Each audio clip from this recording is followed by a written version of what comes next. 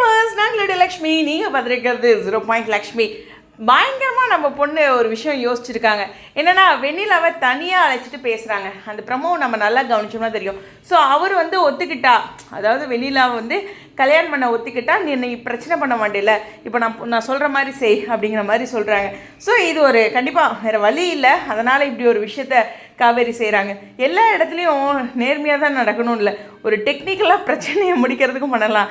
இப்படி யோசிச்சு பாருங்களேன். இதனால தான் இப்படி ஒரு ஷூட்டிங் ஸ்பாட் அப்டேட்டு நம்மளுடைய பிரவீன் மென்னட் சார் கொடுத்தாரு. இந்த பிரச்சனை முடிஞ்சு அடுத்த நாள் காட்சிகளில் நம்மளுடைய வெண்ணிலாவுக்கு எதிராக பசுவும் ராகினியும் கோவப்பட்டு இருக்க மாதிரி இருக்கும், ஒரு கொஸ்டின் மார்க் இருக்கும். ஆனால் கைகளில் ஏதோ காயம் ஏற்பட்ட மாதிரி நீங்கள் எல்லோரும் சொல்கிறீங்க, எனக்கு எதுவும் தெரியல.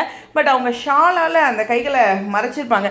பட் பயங்கர கோவமாக இருக்க மாதிரி ஒரு காட்சிகள். ஓகேவா, இது ஒரு ரெஸ்டாரண்ட் சீன் அது மாதிரி போயிட்டுருக்கு. ஸோ ரொம்ப ரொம்ப முக்கியமான ஒரு ட்ராக் இல்லையா. ஸோ காவேரி ஏதோ சொல்கிற விஷயத்த அக்செப்ட் பண்ணுறாங்க வெண்ணிலா. காவேரியை நம்பி அங்கே போய் வாபஸ் வாங்குற மாதிரி சில விஷயங்கள் வருது. ஸோ இதில் இப்படியும் இருக்கலாம், சித்தப்பாவை மட்டுமே டார்கெட் பண்ணி அங்கே உட்காரவும் வைக்கலாம், இல்லை எல்லா டோட்டலாகவும் கேஸை வாபஸ் வாங்கலாம். எனக்கு தெரிஞ்சு சித்தப்பா மேலே மட்டும்தான் பழிய போடுவாங்கன்னு நினைக்கிறேன். ஸோ அது ரொம்ப ரொம்ப முக்கியமான விஷயம். ஸோ இந்த இடத்துல காவேரியோட மாஸ்டர் பிளான் வெண்ணிலா அதில் சிக்கலாம் எனக்கு தெரிஞ்சு. அதனால தான் வந்து ராகினியும் பசுவும் வெண்ணிலா மேலே கோவப்படுறாங்க. எப்படி ஒரு ஸ்கெட்ச் போட்டு கொடுத்தோம், இப்படி சொதப்பிடியே அப்படிங்கிற மாதிரி ஒரு கோவத்தில் இருக்காங்க அப்படிங்கிறது. இது சின்ன ஒரு கணிப்பு தான். நீங்கள் என்ன நினைக்கிறீங்க அப்படின்னு சொல்லுங்கள். கண்டிப்பாக நம்ம பொண்ணு மேலே அவ்வளோ கோவப்பட வேண்டியதில்லை, நம்ம ப்ளஸ் ஸ்மார்ட்டு தான். காவேரி தான் சொல்கிறேன். எனிவேஸ், உங்களுடைய கருத்துக்கள் ஸ்டேடியம்.